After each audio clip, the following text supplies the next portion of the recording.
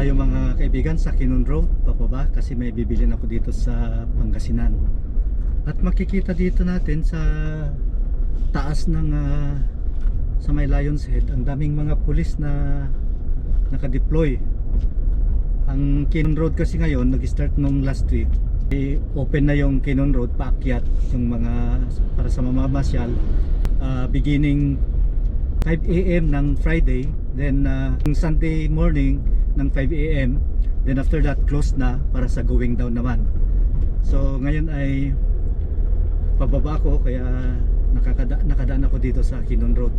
Titingnan natin ngayon yung progress ng repair dito sa Kinon Road kasi almost 2 years na hindi ako dumaan dito. Pagkaraan na mai-declare yung worldwide pandemic ng COVID-19. So marami akong kasabay ngayon na bumababa. Iwan ko kung ito ay mga nagbakasyon dito sa Baguio kasi ngayong weekend grabe ang visitors ng Baguio City. Talagang namiss ng mga Pilipino ang pamamasyal dito sa summer capital city ng bansa natin na Baguio City. Namasyal ako sa mall kahapon. Nako, hindi na sinusunod yung physical distancing, lalo na sa mga escalator. Nakakatakot. Although karamihan na nga sa atin dito ay vaccinated na, at saka yung mga mamamasyal naman dito sa Baguio ay required yung vaccination card, o kaya ay hindi pa vaccinated ay magpa RT-PCR. Yun ang requirement eh. Pero hindi pa rin natin alam kasi baka nandyan pa rin sa paligid yung COVID-19, aali-aligid pa rin sa atin, kaya mag-ingat muna para ma-enjoy naman natin ngayon ang Christmas. Nako, hindi natin na-enjoy ng Christmas ng 2020 at saka hindi tayo masyadong nakakalabas, kaya para tayong sabik na makalabas. Kaya nga pati yung mga parents dinadala na sa labas yung mga anak na maliliit. Hindi nila alam na inilalagay sa peligro yung mga anak nila, lalo yung dinadala sa mga mall, sa mga confined areas. Yun ang nakakatakot. Okay naman ilabas ang mga bata pag sa mga open spaces, pero wag lang sa mga confined areas kasi nandun pa rin yung possibility na aali-aligid pa rin si COVID eh. Dito sa Baguio mataas na ang vaccination rate, katulad na rin sa Manila. So medyo bumaba na nga yung cases, mga new cases ng COVID. Friday or Saturday yata yung ni-report na sa Baguio City 5 new cases na lang. At the whole Benguet naman ay alert level 2, kaparehas na ng Metro Manila. So mababa na rin yung cases ng COVID-19.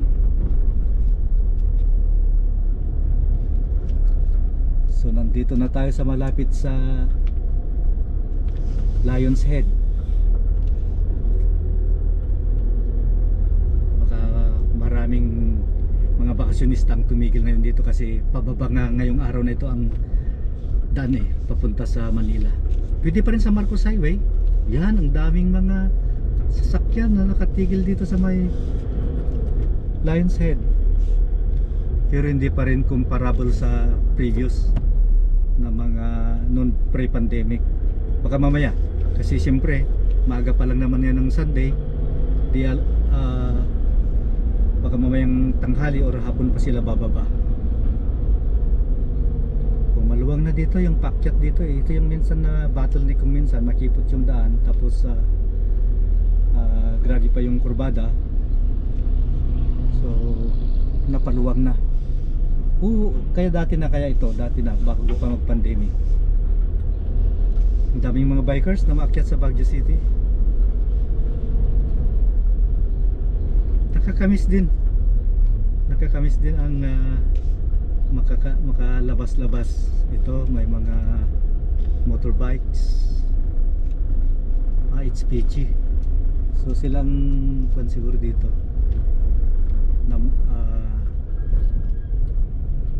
nagmi-maintain ng akala ko titingin sila ng kan, tumigil kasi itong truck eh.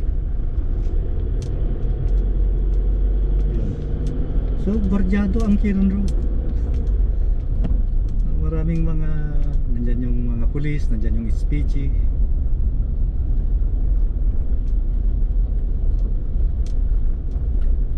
So sana nga tuloy-tuloy na yung pagbaba ng COVID-19 para maraming kawawang Pilipino ang natamaan eh.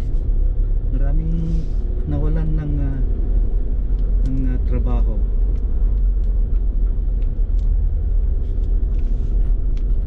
Kaya kung minsan ay kahit sa malit na paraan, kung may chance na kumakain sa mga restaurants ngayon, hinihingi ko yung senior citizen discount, at yun ang ibinibigay kong tip ng mga empleyado ng mga restaurants para lang naman makatulong kahit kaunti.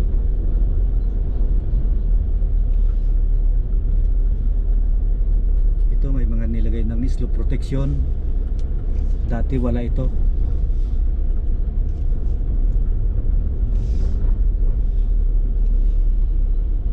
Nandito na tayo sa Cam 6.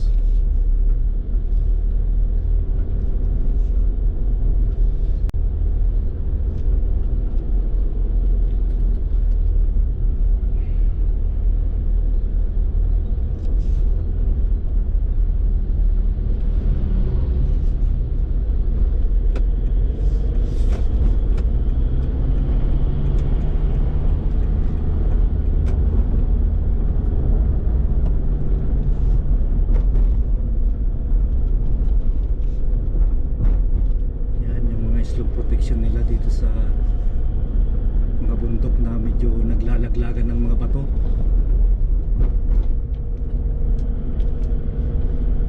Kasi ang plano dito ay gawing all-weather road eh, tulad ng Marcos Highway at saka Nagilian Road.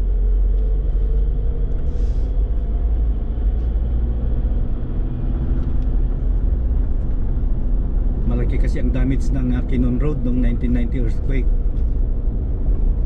Tapos mayroon pang mga mining activities dito noon. Ito yung part ng Cam 6 na dalawa ang mining companies na nakabase dito eh. Yung kuya ko noon ay nagtrabaho sa isa sa mga minihan dito eh. Minahan.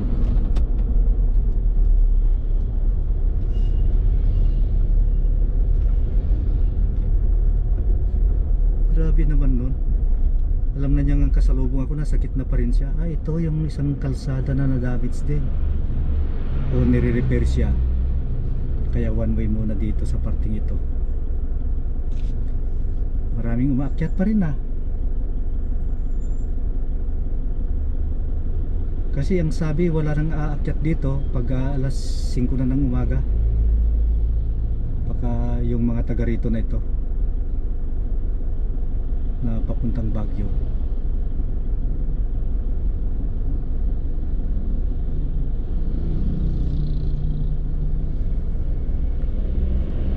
Nung nagtatrabaho ang kuya ko dito sa isang mining company dito sa bandang kung saan tayo nag-stop ngayon, dito siya may boarding house siya dito eh.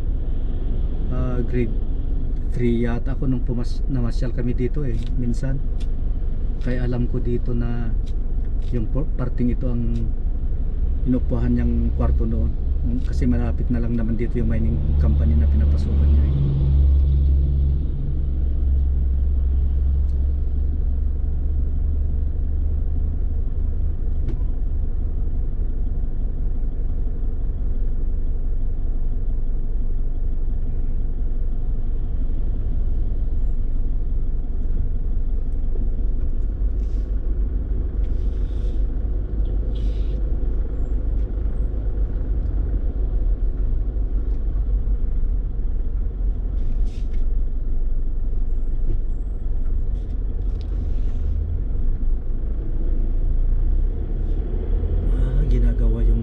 Dito kasi ito yun din yung isang bridge na nadali nun eh, natabunan ng lupa ng galing sa taas ng bundok. Ay naglalaro sila ng Bailey Bridge.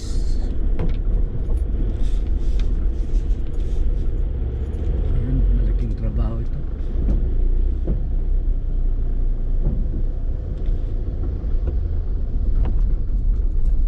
Tapos itong retaining wall na ito tapos na. So yung bridge na lang. Oops.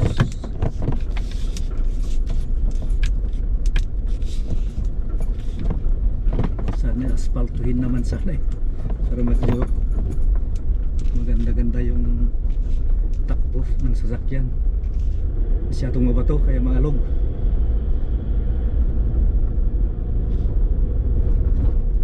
At least almost 2 years na hindi ako nakaraan dito sa Kinon Road. Ngayon lang ulit.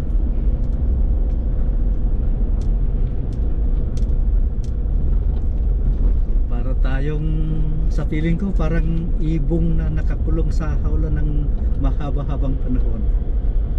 Tapos ngayon lang na nakakawala, kaya yung feeling mo, kaya hindi natin masisisi yung ibang mga kapwa nating Filipino na nung medyo lumuwag na, hindi nang lumabas kahit non-essential travel, marami nang naglabasan.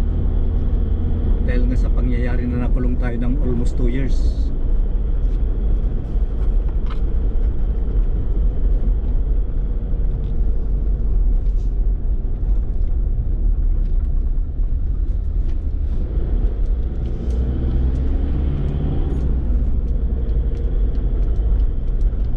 Nung pagbaba ko nung November last year, kailangan pa ng travel pass papuntang Pangasinan noon kung nakipila pa ako ng almost 4 hours para lang makakuha ng travel pass. Pero ngayon wala nang papilis, nandyan yung mga checkpoint, wala nang hindi ka na pinapahinto,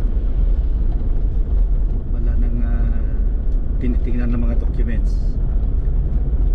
So nandito na tayo. Ito yung sinasabi kong mining company kung saan dito sa left side, dito nagtrabaho ang kuya ko noon pero close na siya ngayon, wala na.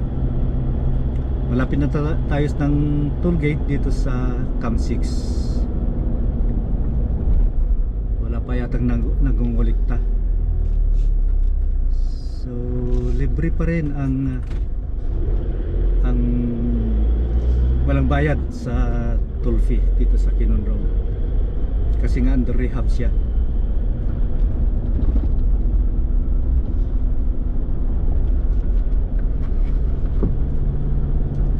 Makikita lang natin yung mga bundok dito. Iwan ko lang kung effect na ng mga pagmimina dito. Marami nang na-erode na mga slopes ng bundok. Kaya ito yung reason kung bakit isinara yung Kinon Road sa malalaking mga sasakyan. Kasi yung vibration ng sasakyan, yun ang nagkukos ng instability ng bundok o yung mga kalsada natin dito sa kalsada natin dito sa Kinon.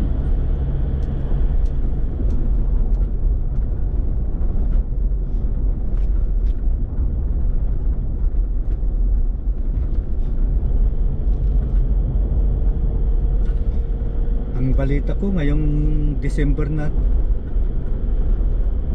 darating ay fully booked na daw yata yung mga hotels dito sa Baguio. Kaya yung mga gustong magbakasyon dito, baka by chance na lang na makakuha ng mga hotel rooms.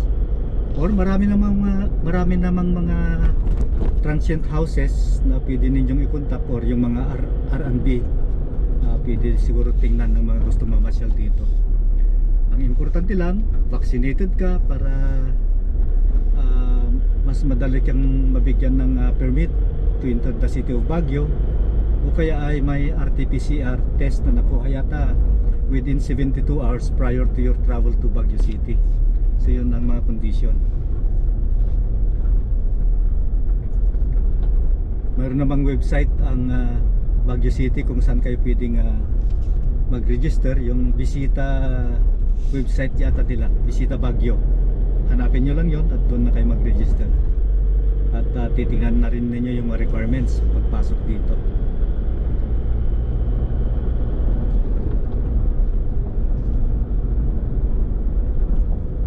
So maluwang na yung parte ng Kinon dito. Maluwang na yung parting ito ng Kinon. Ano ba? Mali pa yung pinagsasabi ko. Ito, may mga slope protection siya.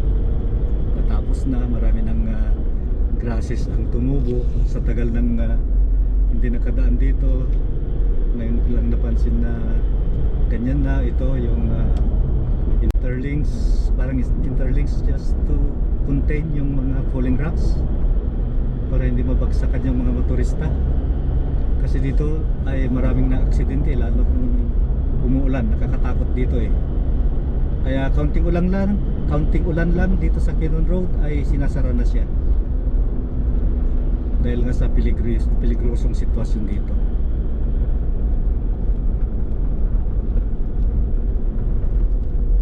Ito parang 4 lanes na sa banda, hindi pa. Pero na-widen na dito. Ito dating makipot eh.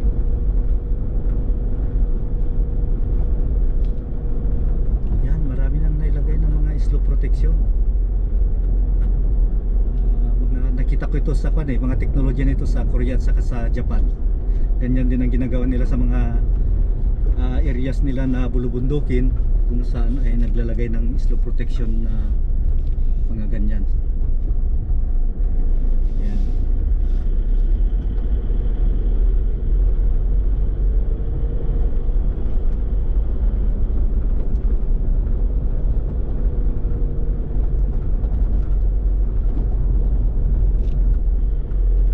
Enjoy lang natin ang pamamasyal, yung pagdaan natin sa Kinon Road.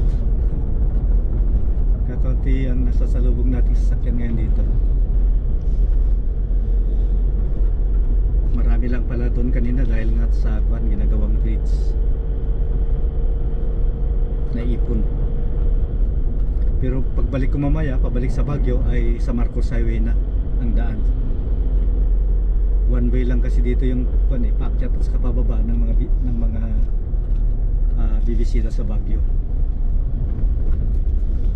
Although yung mga residents dito, pwede silang duman dito, going up and going down. Kailangan lang ipakita mo na yung evidence mo na taga rito ka.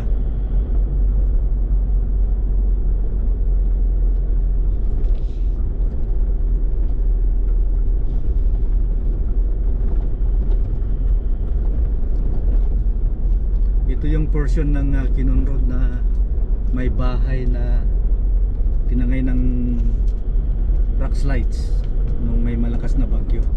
May namatay yatang dalawa dyan eh. Pero ngayon nakita ko may bahay ulit. Kasi yun ang parang depression yung portion na yun.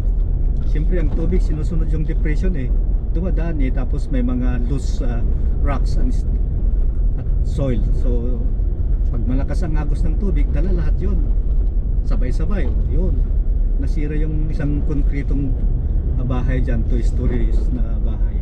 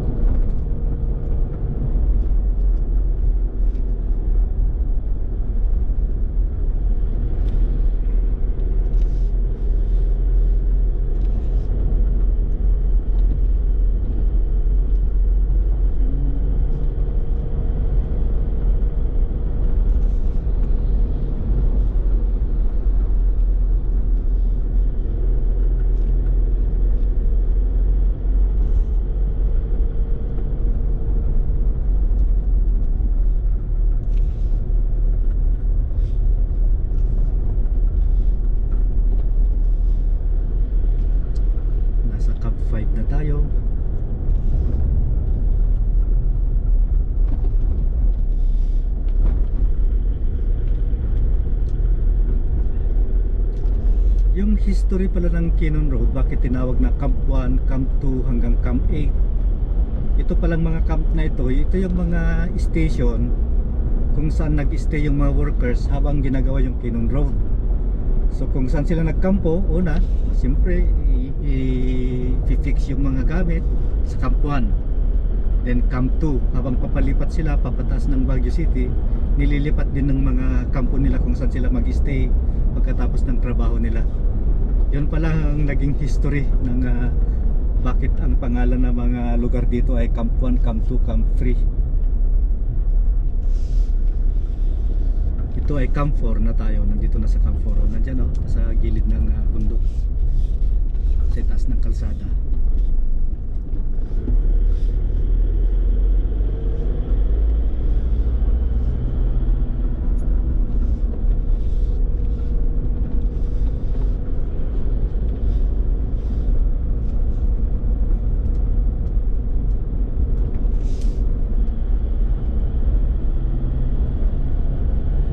Dito sa portion na ito ng Kinon Road, marami pa ring punong kahoy.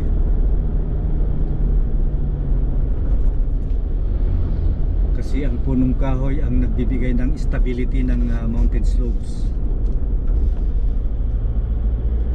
Case to case naman yon. Wag lang yung malalaking punong kahoy pag very steep. Kasi pag inuga ng malakas na hangin yung malaking punong kahoy, nayuyugyug. Pag naglulusen yung roots niya, pati yung mga bato surrounding the roots ay maglulusen, kaya mag-induce din siya ng rock slides or rock fall.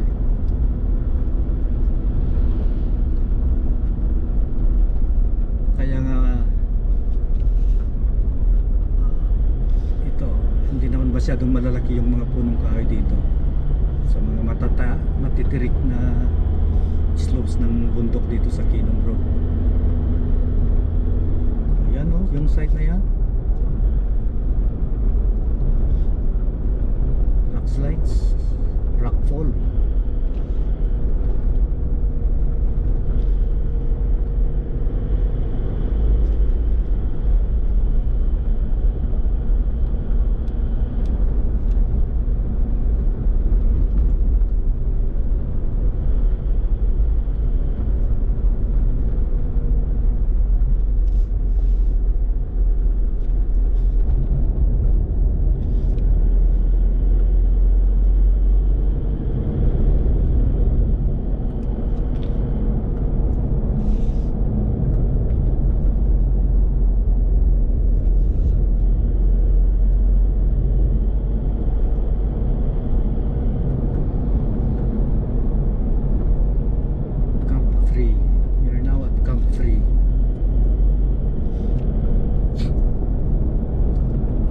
Maganda yatang lagyan nila ng mga signages na ganyan Camp 1, Camp 2 yung visible, kasi yung iba nakatago para pagdaan ng mga tao dito, lalo yung mga bago sa lugar, alam nila. May mga palatandaan kung anong lugar na sila nakakarating dito sa Kinon. At saka may kaunting kwento sana. Kasi yung mga namamasyal gustong para ma-enjoy mo yung lugar, at least may idea ka kung anong history ng lugar na yan o kahit dumadaan ka lang sa highway, at least kahit isang sentence lang o dalawang sentence na madaling mabasa pag nagda-drive.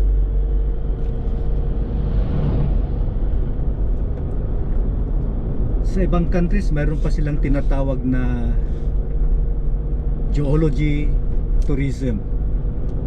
Maganda sanang pag-isipan din dito sa Cordillera yun Pinopromote mo yung mga yung mga lugar kung saan maraming mga iba't ibang uri ng bato o rocks, then identify anong importance ng mga rocks na ito.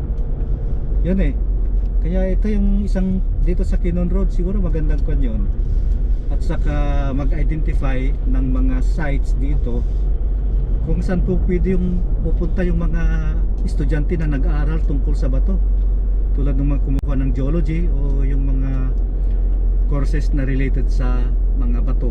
Magandang paglagay ng ganun maglagay ng mga ganung lugar para may pasyalan din ng tao. Tapos nandyan na yung mga complete identification ng mga rocks and minerals. Ang gandang pang tourism yon.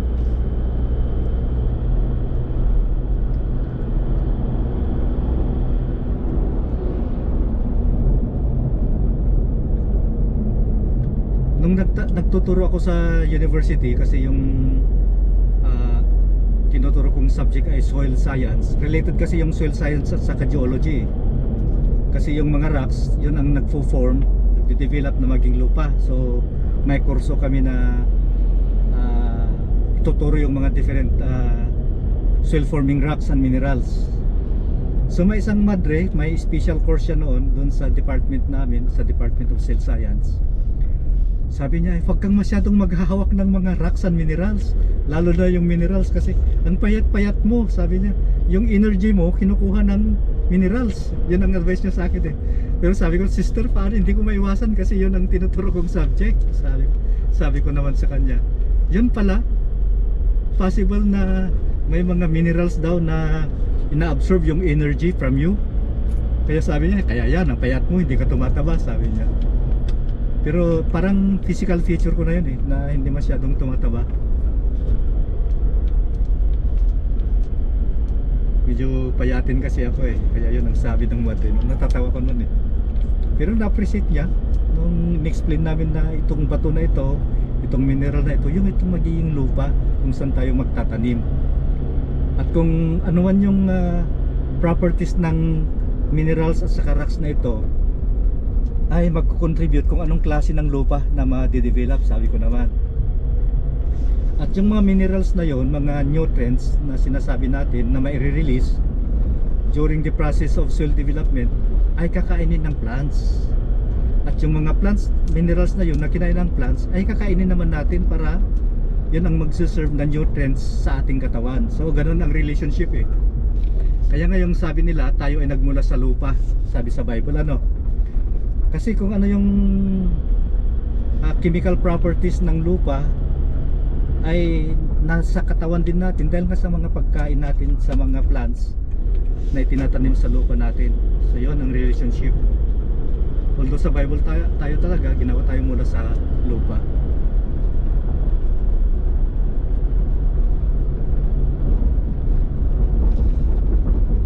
So yun yung mga itinuturo namin sa agriculture, na hindi lang siya pagtatanim kundi yung science behind yung mga kung paano mapaganda yung pagtatanim natin ng mga pagkain natin.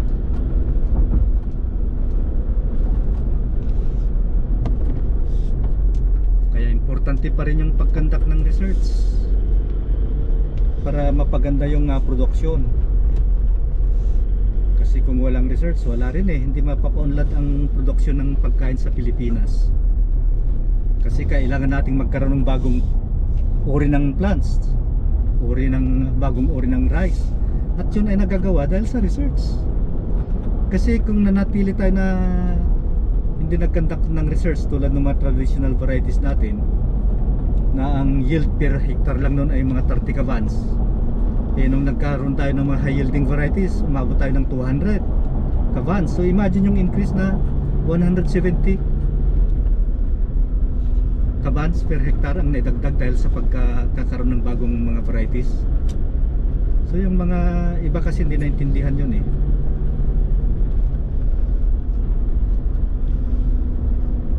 Siyempre ang mga plants ay kailangan pa rin kumpleto eh.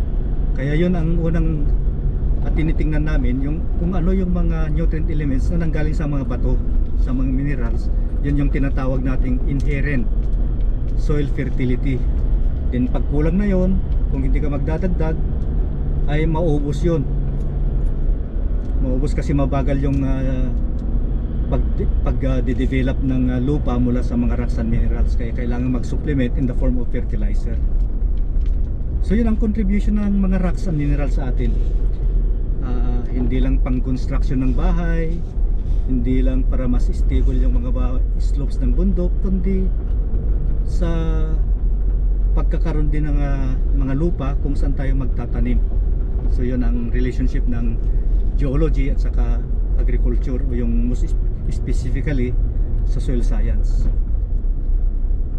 So dito hindi pa pala nawawiden yung portion na ito ng Kinon Road baka ito meron pala slope protection pa rin. Kaya may kwan din dito yung mga workers. Ito, ang ganda ng pagkakagawa.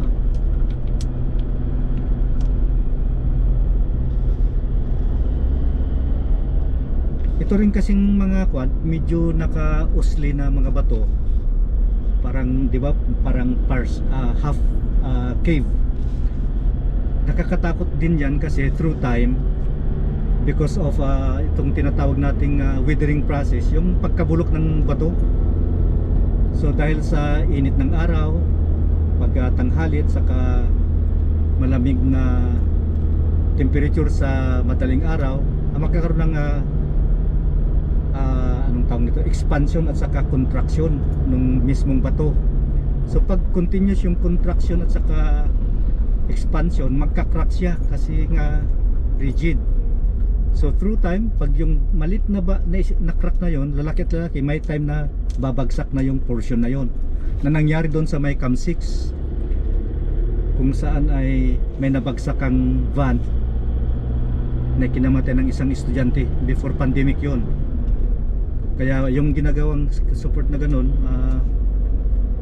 anong tawag no, yun, parang sinisimento na yung mountain sides para ma-prevent yung process na yon, o may slow down yung weathering process. Kasi kung newly exposed yan, yung bato, talaga magkakrak yan eh. Kasi from very different condition, tapos biglang na-expose sa sun, magkakrak yan. So kahit very fine yung crack niya through time, kasi continuous yung weathering process, lalaki yon hanggang babagsak na siya sa kung saan siya nakakapit.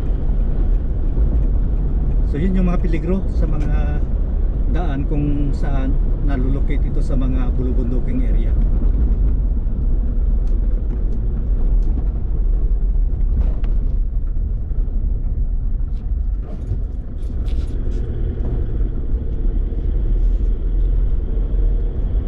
Sa ibang countries, ang ginagawa nila during summertime ay may araw daw na kinuklose yung mga kalsada nila, tapos nilalaglag yung mga loose rocks doon sa itaas ng bundok o itaas ng kalsada, para during rainy season walang babagsak na mga bato sa mga sasakyang dumadaan.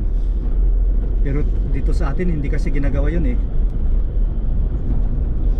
para ma-minimize sana yung mga accidents mula sa mga falling rocks.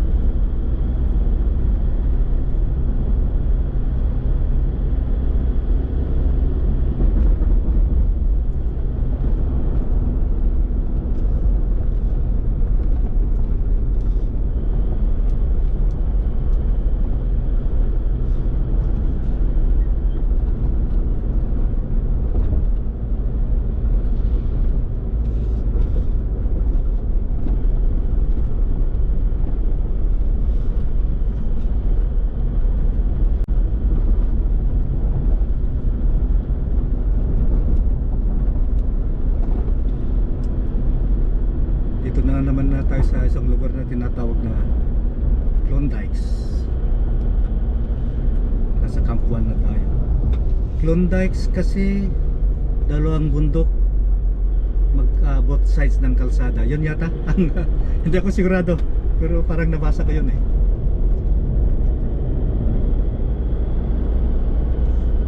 Kasi yung dissertation ko sa PhD ko, ang pinag-aralan ko ay yung soil development mula sa Canyon Limestone. Yun ang pinaka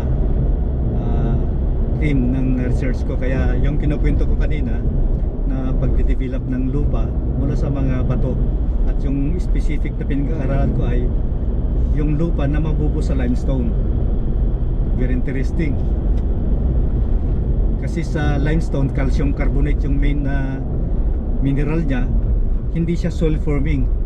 Bakit sa lugar na maraming limestone, may maraming Canyon limestone, makakapal yung lupa?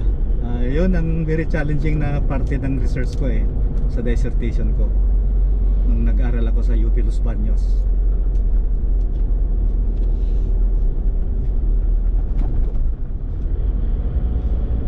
At yung naging result niya, yung lupa na na-develop kung saan marami ang limestone, ay hindi sa limestone nanggaling yung lupa, kundi yung mga impurities ng limestone.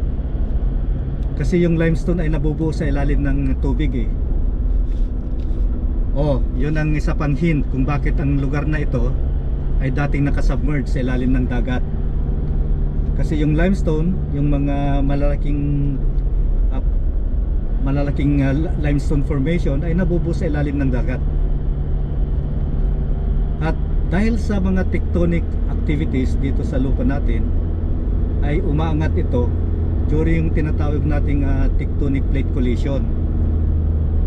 Kasi ang limestone ay magaan na bato kumpara sa mga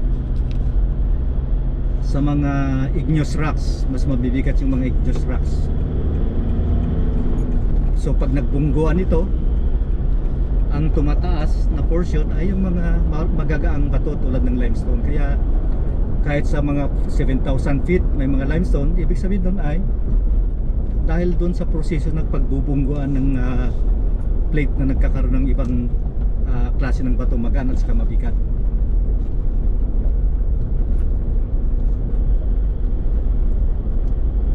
Ito yung portion ng Cannon Road na bumagsak noong 1990 earthquake. Ito totally walang kalsada na naiwan. Kaya during the rehabilitation ng Cannon Road, ang daan ng mga sasakyan temporarily ay dyan sa riverbed. Ngayon ay malalim, pero noon ay natabunan yan kasi nga maraming mga debris ng mga batot sa sand mula sa itaas. Kaya ganito, medyo mababaw yan noon, pero ngayon malalim na.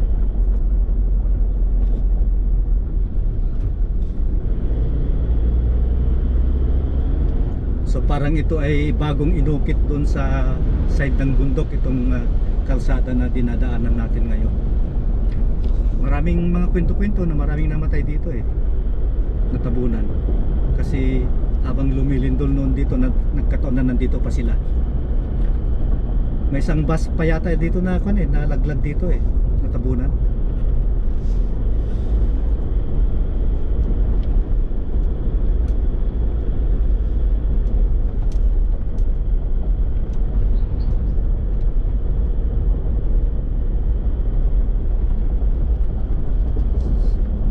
Tayo sa boundary ng Pangasinan at saka Benguet.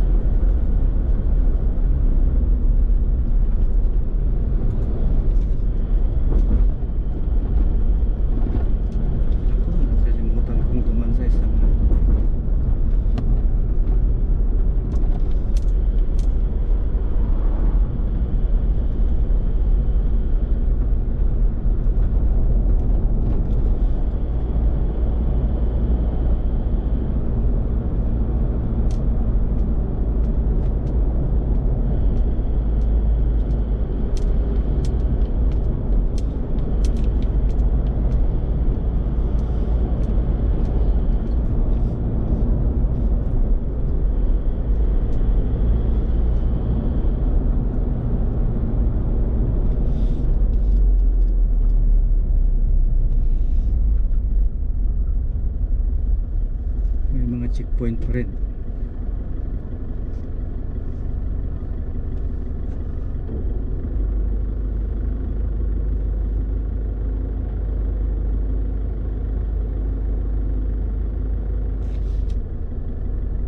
Pero dapat wala nang checkpoint dito sa pababa.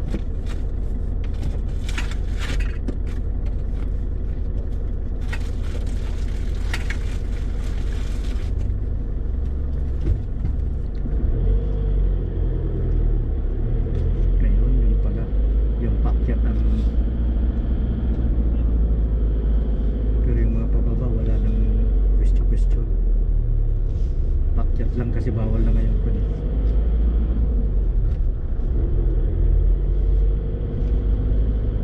Tanggal ulit yung mast. Mag-isa naman ako dito sa sasakyan, kaya okay lang.